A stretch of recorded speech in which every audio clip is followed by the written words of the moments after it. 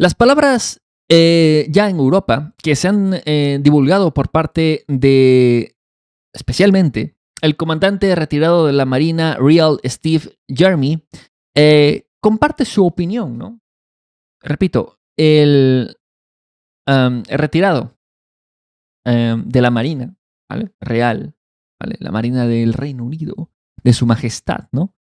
Am, Comenta lo siguiente, ¿vale? Y lo que voy a comentar al siguiente, pues, repito, es un profesional de verdad que peleó en la Guerra Fría, peleó, ¿no? Peleó en la Guerra Fría y viene a comentar una cosa bastante importante sobre Europa y sobre la OTAN. ¿Qué creen que es esa cosa, chat?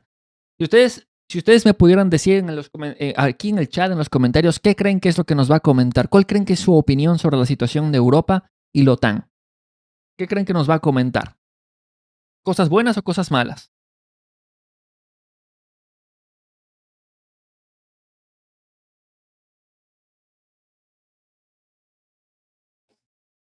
¿Vale?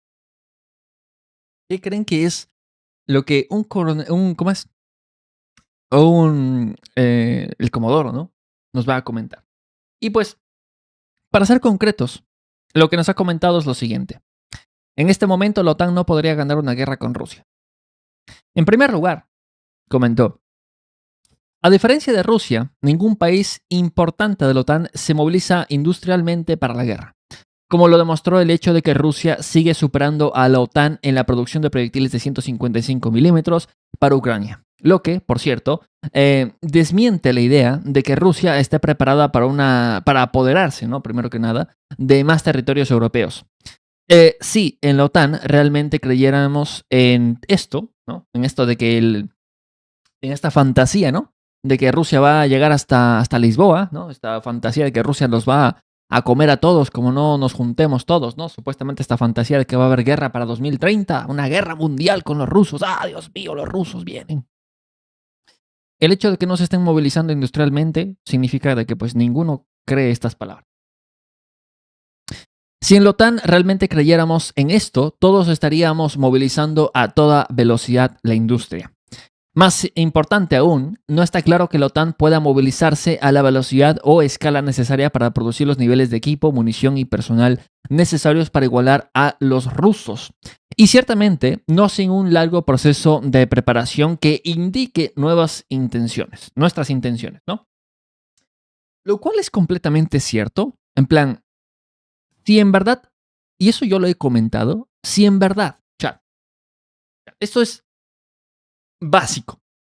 Cualquier país, cualquier nación o cualquier organización militar que les venga a ustedes, o cualquier medio de comunicación que les venga a ustedes y les diga, van a haber guerra aquí, pero te juro que va a haber guerra aquí. Ustedes tienen que preguntarse, ¿y dónde están las tropas apostadas? ¿Dónde están los suministros de estas tropas? ¿Cuántos son? ¿Qué equipo tienen? ¿Dónde están sus líneas logísticas? ¿Dónde están sus puntos de evacuaciones, sus puntos médicos, sus puntos de mando y control, sus reservas de combustible? En estos tiempos modernos que hay satélites, y ya por decir espías, que todo el mundo tiene una cámara en el bolsillo, ocultar eso es imposible. Ustedes vieron que antes de la guerra de Ucrania, 6 meses antes, cuando las tropas rusas comenzaron a aglomerarse en la frontera ucraniana, durante 6 meses tuvieron informes de cómo las tropas rusas armaban el ejército. ¡Qué sorpresa!, ¿no? Durante 6 meses. Ahora, si la OTAN en verdad estuviese preparando un plan de contingencia masivo en la frontera con Rusia para invadirlo preventivamente, o que los rusos van a invadir Europa aquí cuando acabe el conflicto de Ucrania, y que van a invadir Letonia, Estonia y Finlandia y todo lado, ¿dónde están las tropas rusas? A lo mejor son maestros del camuflaje, ¿no? ¿Dónde están los puntos de suministro rusos? ¿Dónde están las tropas rusas? ¿Dónde están sus cuarteles? ¿Dónde están sus puntos logísticos? ¿Dónde están sus reservas de combustible? ¿Dónde están? Eso es visible. Movilizar tantas tropas como para invadir un país, eso es visible por completo. Ustedes han visto que en el frente de Ucrania, solo para mover una compañía, ya se puede rastrear tranquilamente con los métodos modernos dónde está apostada, qué está haciendo, dónde está, quién lo comanda, todo eso. Peor mover un ejército entero, ¿vale? Así que lo mismo para la OTAN y lo mismo para Rusia. Si supuestamente están que ya se van a matar aquí a 2030, ¿dónde están los preparativos? ¿Dónde están los preparativos? ¿No? Ah, no se trata solo de una pérdida de capacidad industrial, sino también de una pérdida de capacidad financiera de los mayores países de la OTAN. Solo Alemania tiene una relación deuda del PIB inferior al 100%, comentó. En segundo lugar, para tener la más mínima posibilidad de éxito en este escenario catastrófico de esta guerra entre la OTAN y Rusia, las fuerzas estadounidenses tendrían que desplegarse en una gran escala en Europa continuamente, ¿no? O sea, en la Europa continental, desplegar continuamente tropas. E incluso si el ejército estadounidense se desplegara en el escenario, en esa escala, ¿no? En la escala necesaria en 2023 contra 473,000 efectivos, menos de un tercio del actual ejército ruso, pero no es así. La abrumadora mayoría del equipo y la logística estadounidense tendrían que viajar por mar. Allí serían vulnerables a los torpedos y minas lanzados desde submarinos rusos. Como ex especialistas en guerra submarina, no creo que la OTAN tenga ahora la escala de fuerza submarina, ¿vale? O de guerra contra minas necesaria para proteger las líneas marítimas de comunicaciones a Europa. En plan, que los rusos les harían lo mismo que, vamos, lo que hicieron los alemanes, pero mejor, ¿vale? Porque en este tiempo sí que la tecnología como para dedicarse a meterse bajo el agua constantemente y hacer básicamente ahí los ataques de golpear convoys y retirarse y poco más. ¿Qué más vas a hacer? Y peor con las minas, peor con los torpedos, peor con los submarinos nucleares y todo ese tipo de cosas que ahora hay en la modernidad, ¿no? En tercer lugar, nuestros aeropuertos, puertos marítimos, bases de entrenamiento y logística quedarían expuestos a ataques con misiles balísticos convencionales, o las lavadoras, porque supuestamente los rusos ya no tienen, contra los cuales tenemos defensas extremadamente limitadas. De hecho, en el caso del misil Oryezhnik, ninguna defensa. Un misil Oryezhnik que alcance, ¿no? Que alcance una velocidad de Mach 10 o superior, devastaría una fábrica de armas de la OTAN o una base naval, militar o aérea, comentó. Como en Ucrania, la campaña balística de Rusia también apuntaría a nuestra infraestructura de transporte, logística y energía, comentó. Por lo cual, pues, es bastante curioso que últimamente se ha comenzado a preguntar una serie de expertos que estaban, ¿cómo decirlo? Lo más llamativo, en mi opinión, es que últimamente ya nos está entrevistando los mismos generales cogidos con, ¿cómo decirlo? Con dedo, ¿no? A los mismos generales, a los mismos almirantes que siempre comentaban, no, sí, Ucrania va a ganar rotundamente, que aquí y allá. Porque creo que la gente ya se ha dado cuenta que esas personas, aunque eran generales, aunque eran coroneles, aunque eran aquí almirantes y aquí y allá, pues no la atinaron ni a una en el conflicto, ¿no? Y ahora han comenzado a preguntar a otras personas, y esas otras personas, que aunque ya están retiradas, sí que han comentado cosas básicas de la guerra y cosas lógicas de la guerra, que pues como pueden ver aquí las publicaciones están comenzando a decir, pues sí es cierto, ¿no? Pues sí, ¿no? Como que hace falta esto, como que los rusos podrían hacer esto otro. En plan, que la cosa no es tan fácil como lo pintaban ahí algunos dibujando mapitas, ¿no? Algunos generales dibujando mapitas en el Washington Post, como recordarán. Pero, pues sí que podemos esperar a ver cuáles son esas declaraciones de contraparte, ¿no? De algunas declaraciones, pues obviamente de otras personas que dicen ser expertos, pero que en la realidad, pues se siguen equivocando y una y otra vez. Ahora, en Bulgaria. En Bulgaria ha habido algunas declaraciones por el candidato que se hace llamar, no se hace llamar, que lo llaman prorruso, que como saben este candidato al ganar la primera vuelta de las elecciones romanas fueron canceladas las elecciones en Rumanía, con la especulación de que los rusos habían ingerido en las elecciones de Rumanía, lo que luego se demostró que fue simplemente propaganda con la iniciativa de anular las elecciones ya que ganó el candidato que no les gustaba, o que ganó un candidato prorruso y por ese motivo pues anularon las elecciones. Pues este candidato ha dado algunas declaraciones bastante fuertes contra Ucrania y estas son las palabras de ese candidato en Rumanía. Ucrania es un estado ficticio. Si dividió entre países vecinos, su división entre países vecinos es inevitable, comentó el candidato presidencial rumano. Georgescu dijo que el mundo está cambiando y las fronteras cambiarán. Además, si las fronteras cambian, ¿dónde quedará Rumanía? Comentó. Tenemos pues algunos intereses, también comentó, especialmente esos intereses territoriales que tienen especialmente con la parte sur de Ucrania y con Moldavia, así que cuidado, ¿vale? Y comentó pues eso, principalmente en esta entrevista en la cual pues llamó más que bastante la atención sus palabras porque eran palabras muy, ¿cómo decirlo? Palabras muy delicadas que no han gustado a la prensa occidental, que no han gustado pues a nadie, de que sean palabras de un candidato a un país de la Unión Europea y de la OTAN, que está hablando de pues dividir a Ucrania y sobre todo repartir Ucrania básicamente, y sobre todo expandir el control territorial de Rumanía, al igual que pues lo han comentado otras naciones como Polonia, como Eslovaquia, como Hungría, con ya saben qué país, así que cada vez se está hablando más sobre ese tema y no voy a hacer que terminemos en verdad dando un tajazo a ese pastel, ¿no?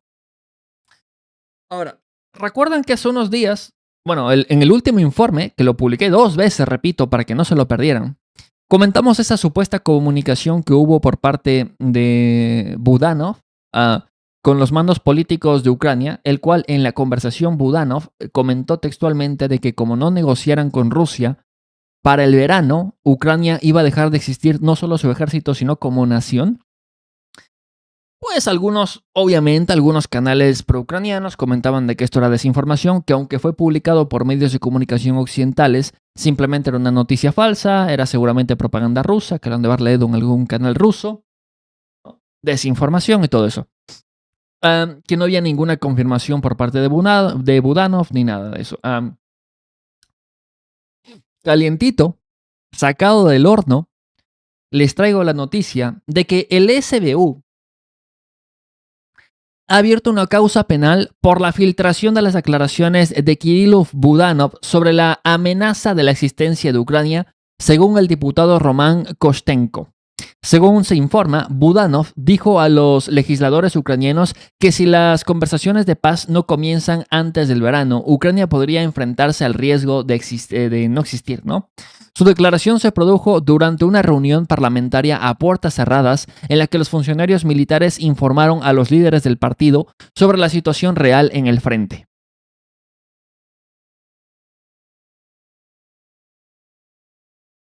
La persona que le dijo a los medios occidentales lo que se habló dentro de la reunión a puertas cerradas, le van a hacer el SBU.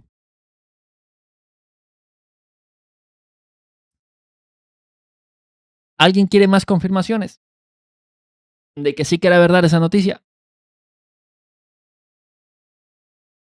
¿Alguien más? No, no.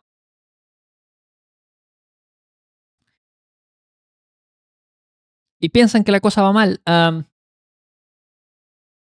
¿Recuerdan que hemos reportado que ha habido un montón de prisioneros de guerra occidentales y sobre todo un montón de mercenarios muertos en los últimos meses, especialmente en la dirección de Kursk? Mercenarios literalmente de compañías mercenarias enviadas por la CIA y por el Pentágono de Estados Unidos para las operaciones en Kursk. Bombardeos contra puestos de mando de la OTAN en Sumy, en Kharkov. Y yo les había comentado que, hombre, sí que han muerto algunos de la Legión extranjera, ¿no? Está comenzando a incrementarse esas bajas. Sorprendentemente, y nunca pensé decir esto, la CNN, como lo oyen, nos viene a reportar que las bajas de norteamericanos en Ucrania se han incrementado exponencialmente en los últimos meses. Pregunta, ¿qué hacen norteamericanos en Ucrania? Esto es carne para la picadora de carne. Durante los últimos 6 meses, el número de estadounidenses muertos en la guerra de Ucrania ha estado creciendo drásticamente, comentó la CNN. Cuando la CNN tiene que comentar sobre estos temas, es que la cosa va peor de lo que se cree. Según la investigación del canal de televisión, varias decenas de estadounidenses han desaparecido en el frente de Ucrania. Seguramente están por ahí tomándose un té, ¿no? En los últimos 6 meses, los cuerpos de al menos 5 personas no han sido recuperados del campo de batalla. El viernes, 2 de ellos fueron repatriados por Rusia a Ucrania.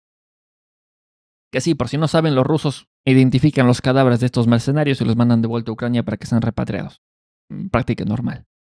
La cifra crece porque los extranjeros están llenando, ¿no? Están tapando con urgencia los huecos en las debilitadas defensas del país.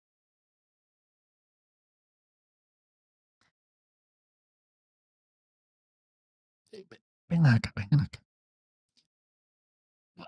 La CNN no había reportado que el conflicto en Ucrania, los ucranianos ya habían ganado. Pregunta.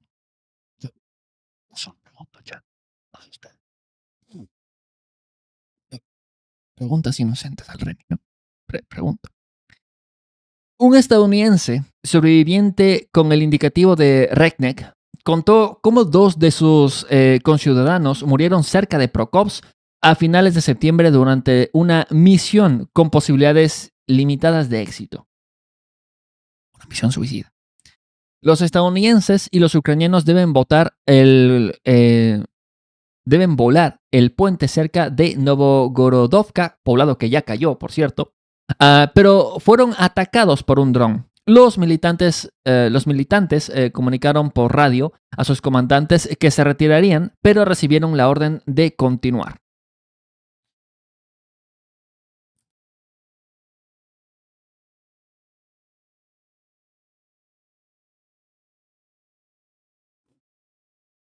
Continúen, todo va bien. Los están masacrando, continúen. Adelante. Les dijeron que la evacuación no era posible durante las próximas 24 horas. En esta misión también murieron ucranianos. Según este mercenario, algunos oficiales daban a extranjeros y ucranianos tareas iguales, mientras que otros podrían traicionarte y matarte con la misma rapidez. Culpó a las pérdidas de su brigada a un mal oficial que no sabía la diferencia entre los hombres.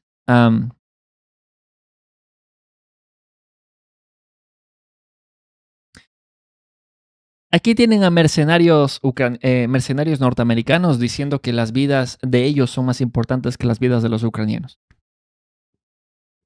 Y que los comandantes ucranianos estaban equivocando porque no sabían distinguir entre un combatiente adecuado como el norteamericano entre un combatiente ucraniano que,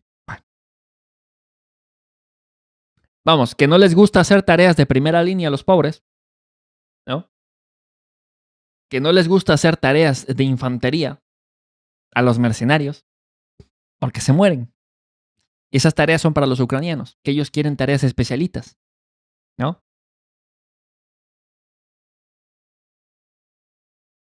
Y ahora que los están mandando a la primera línea, ahora ya no les gustó. Ahora sí están en plan, no, yo no quería esto. Es sorprendente que, primero que nada, esto sea de conocimiento público recién ahora. Y me refiero a recién ahora porque recién ahora se está comenzando a pillar la noticia de mercenarios en Ucrania a grandes cantidades. Am, y es sorprendente la arrogancia, primero que nada, de estas tropas y de cómo comentaban abiertamente de que pues ellos eran imprescindibles, ¿no? Como también más de lo mismo, ¿no? Mandos incompetentes en Ucrania, misiones suicidas y poco más. Más de lo mismo. Ah, la cantidad de mercenarios norteamericanos fallecidos ha incrementado exponencialmente. La legión extranjera está siendo utilizada como infantería de primera línea porque no hay tropas suficientes para mantener el frente. Y ahora se están quejando en los medios de comunicaciones occidentales con el objetivo de que los vayan a salvar. Se están quejando con la CNN para que vayan a pedirle obviamente, al Pentágono, de que porfis, no les manden al frente a primera línea, porque los pobres, pues, se pueden romper, ¿vale? Porque los pobres, pues, no están hechos para combatir en la primera línea.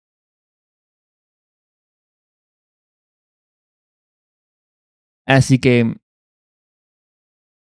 ¿qué quieren que les diga? En plan,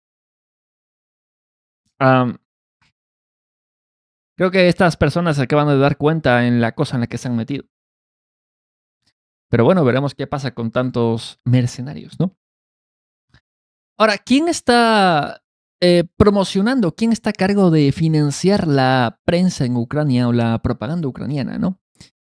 Ah, el 90% de las subvenciones proceden de Estados Unidos. Los medios de comunicación ucranianos están controlados por completo por Estados Unidos. Y ahora más de la mitad, pues no tienen dinero porque con esto de los 90 días, estas sí son cosas que han sido cortadas, el dinero para la financiación de estos medios de comunicación. Y ahora hay quejas de que el jefe del Instituto de Información de Masas, Roman Yuk, enfatizó que después del inicio del conflicto prácticamente todos los medios de comunicación ucranianos pasaron a depender del patrocinio extranjero. Una prensa independiente, obviamente, una prensa centralizada, imparcial, ¿no? Dentro de Ucrania. Casi el 90% de los medios de comunicación ucranianos sobrevivieron gracias a la subvención, porque el primer año de la invasión el mercado publicitario cayó, en particular en el ámbito de los medios online, en un 92%, dijo Roman Yuk. Tras la declaración del funcionario, el politólogo Korks Kondarenko reformuló la declaración, señalando que los medios de comunicación no estaban simplemente patrocinados, sino que estaban incondicionalmente subordinados a Occidente. La... Perdón. No, sí, eso. Algunos comentarios ponían ahí, pero eso no importa. Pero básicamente eso. Que pues, qué sorpresa, ¿no? Qué, qué sorpresa, ¿no? Que pues los medios ucranianos estaban controlados por Occidente. Están controlados por Occidente los medios ucranianos y que la información que le llega al público ucraniano viene directamente no de Ucrania, sino del otro lado del charco. Am, ¿qué cosas? ¿Quién lo hubiese creído? Por cierto, hubo unas declaraciones de miembros del Parlamento checo que yo no sé cómo tomar estas declaraciones, chat. Solo voy a leer lo que esta señora dijo en sus redes sociales, especialmente Miroslava Mentsova. Mentsova. Solo voy a leer lo que ella dijo, no voy a comentar nada, ustedes saquen sus propias conclusiones. La Unión Europea ha ampliado las sanciones contra Rusia. Mientras recordamos a las víctimas del Holocausto, Rusia celebra el aniversario del levantamiento del sitio de Leningrado durante la Segunda Guerra Mundial. Los rusos necesitan levantar a...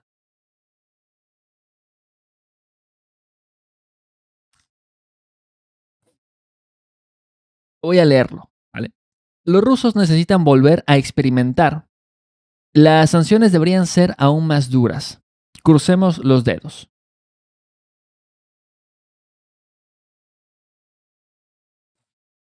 Que los rusos necesitan volver a experimentar el Holocausto. A eso se refiere la señora. ¿Vale? Quiero saber que la traducción es un poco rara, pero aquí tienen el post de la señora, por si alguien quiere traducirlo.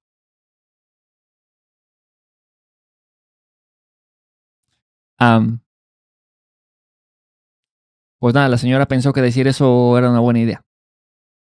Por cierto, Estados Unidos retrasa la aprobación de cerca del 67% de los contratos para suministrar a Kiev misiles para los sistemas de defensa aéreas NASAM y Patriot por un valor de $6.200 millones, según el último informe de la auditoría del Pentágono. Sin embargo, el día de hoy se ha confirmado por la nueva, ah, por las nuevas voces de Estados Unidos que nos vienen a comentar que después de que los medios filtraran información sobre el levantamiento de las congelaciones, la secretaria de prensa de la Casa Blanca dio una explicación en su página.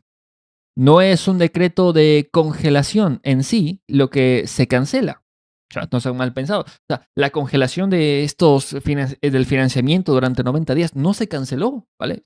Todo está congelado. Pero, sino el memorando sobre el decreto, cuya cancelación detendrá los casos judiciales para bloquear la congelación. En plan, nadie puede ser perseguido. En plan, tú puedes seguir mandando armas a Ucrania. Está mal, no lo hagas. El presidente dijo que no lo hagas, pero nadie te va a juzgar si lo haces. Nadie te va a juzgar si lo haces. Los casos judiciales están bloqueados. Am, Así que, ¿se preguntan por qué siguen llegando armas a Ucrania? Pues ahí tienen la respuesta. Los precios del cambio del gas en Europa se disparan debido a los medios a las medidas, ¿no? Estas medidas llevadas a cabo por la Unión Europea antirrusas y por primera vez desde el 15 de noviembre del 2023 alcanzaron los $550 por 1000 metros cúbicos. Antes de esto, la Unión Europea anunció sanciones parciales contra el GNL ruso, pero no incluyó esta prohibición total de la importación del GNL ruso en el nuevo paquete de sanciones. Como pedían muchos partidarios de un enfoque más decisivo, escribió Político, el medio de comunicación occidental. Solo se propondrá detener el suministro de GNL ruso a a terminales de la Unión Europea no conectados al sistema gasístico de la Unión Europea. Esta restricción no afectará a la mayoría de las importaciones del GNL, señaló Político. El nuevo paquete también incluirá multas por el uso de 74 petroleros viajeros como parte de la flota de la sombra de la Federación Rusa, restricciones a las exportaciones de aluminio y la prohibición de consolas de videojuegos como PlayStation y el Xbox. Porque sí, chat, ahora el Xbox y el PlayStation están baneados en Rusia. No es que puedan comprarlo a través de China o a través de Kazajistán o a través de los países de Asia Central.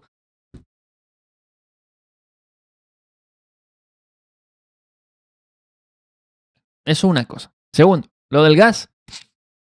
¿Qué quieren que les diga? ¿Se siguen metiendo un pie en el tiro? Se siguen metiendo un pie en el tiro. Se siguen metiendo un tiro en el pie. Es tarde, ya van a ser las 3 de la mañana. Se siguen metiendo un tiro en el pie los de la Unión Europea. El precio sigue subiendo, disparándose.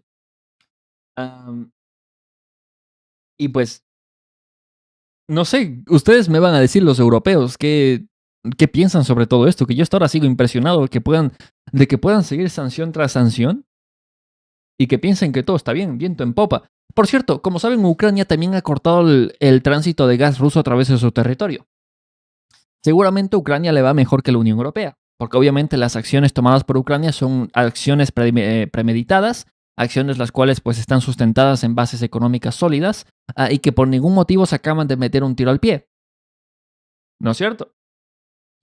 Las instalaciones de almacenamiento de gas en Ucrania están vacías. Se necesita una importación urgente de gas, dice el ex jefe del operador del GTS de Ucrania. Macagón señaló que Ucrania supuestamente nunca tuvo reservas de gas tan mínimas y en este contexto el grupo Naftogaz, comenzará a importar gas en febrero. Un punto de interés es que en verano la empresa podría comprar gas para importación a $300 o $350 por 1000 metros cúbicos y ahora se comprará en algún lugar, ¿vale? Y entiéndase por algún lugar en Europa que los europeos van a vender a Ucrania el gas y obviamente ellos les dan el dinero a Ucrania para comprar el gas, así que es un lavado de dinero. Por 500 a $550 por 1000 metros cúbicos. En plan.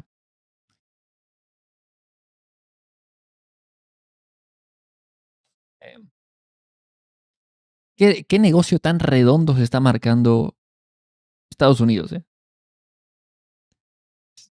Impresionante este negocio. Am,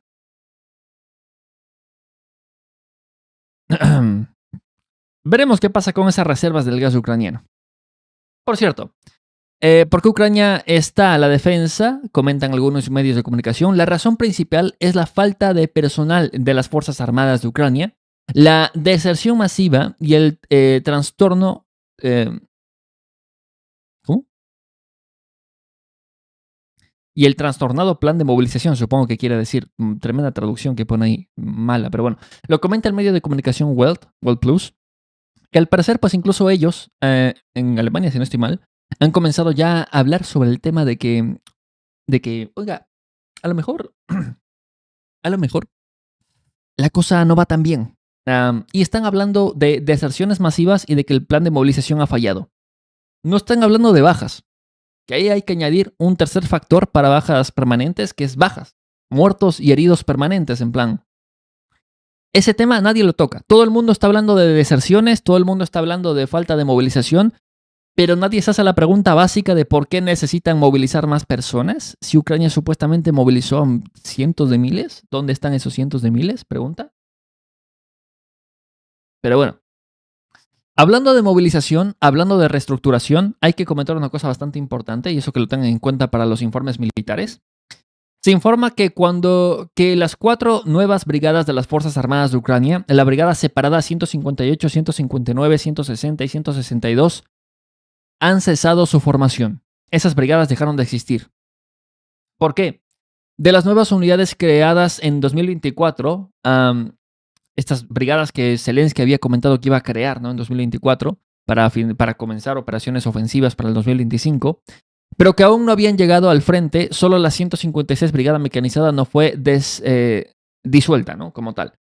Pues ya estaba dotada de personal y había partido a internarse en Europa. Así que otra brigada de la OTAN, vamos a ver qué también se desempeña cuando llega al frente a la 156. Pero cabe señalar que anteriormente el periodista ucraniano Yuri Batusov informó que el comandante ucraniano se negó a formar nuevas brigadas y, en cambio, se centrará en reponer las unidades ya existentes. Esta decisión es consecuente del fracaso de la creación de la brigada de la serie 150 a la 160 que Ucrania está formando a lo largo del 2024 como reserva para posibles futuras acciones ofensivas de las Fuerzas Armadas de Ucrania. Esto conducirá a una reducción importante de las reservas potenciales de Ucrania y como resultado reducirá significativamente su potencial ofensivo en el futuro. Pero al mismo tiempo, el personal de las unidades disueltas, así como el de las nuevas incorporaciones, será enviado a las brigadas ya existentes más experimentadas, lo que aumentará su estabilidad en el frente. Por lo cual, los mandos ucranianos en este momento buscan estabilizar la situación y la forma más lógica de hacerlo es dejarse de la tontería de crear nuevas brigadas de la nada, que ya saben que crear brigadas toma décadas, no un año, medio año, que la OTAN pues se motivó y dijo, pues creamos brigadas en medio año y listo, así no funciona la cosa. Han dejado de hacer eso y ahora lo que quieren hacer es desarticular estas brigadas que estaban siendo creadas para mandar al personal a brigadas ya existentes que están desgastadas por completo, como sabemos, y que pues necesitan mantener partes cruciales del frente. Así que la iniciativa ucraniana en este momento va a ser dejar de crear brigadas y batallones nuevos y van a comenzar a utilizar todo el personal movilizado y el personal entrenado por la OTAN para reponer las bajas en el frente de las unidades ya existentes. Veremos qué también funciona eso. Veremos qué también sirve esa dispersión, ¿no?, del enfoque ucraniano en toda esa práctica de la situación. Por cierto, se ha abierto una causa penal contra el ministro de Defensa de Ucrania, Umerov, por abuso de poder de la adquisición de armas y la disposición de la ayuda militar. Así lo anunció oficialmente la Oficina Nacional de Anticorrupción de Ucrania, informa el canal de televisión pública ucraniana. Así que bienvenidos a la nueva temporada de accidentes misteriosos aéreos, de personas desaparecidas misteriosamente en investigaciones, que la última vez, que esta ya es creo que la tercera vez que investigan a Umerov por corrupción y abuso del poder, las últimas veces, misteriosamente, pasaban cosas extrañas. Pasaban cosas extrañas con la investigación, al punto de que llegaban a investigaciones no congruentes o falta de evidencia, lo cual facilitaba el proceso de que Umerov pues comprobara su inocencia, como comentaban algunos, ¿no? Así que veremos qué pasa con todo eso.